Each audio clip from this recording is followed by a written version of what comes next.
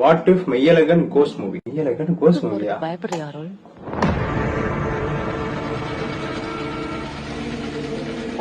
இப்ப எதுக்கு சார் இப்படி நைட்டோட நைட்டா கிளம்புறீங்க? அது என்கிட்ட கூட சொல்லிக்காம கொல்லிக்காம. உங்களை விட அவனுக்கு தான் தெரியாது. கொஞ்சம் பாத்துக்கங்க சார். யார் வீடு?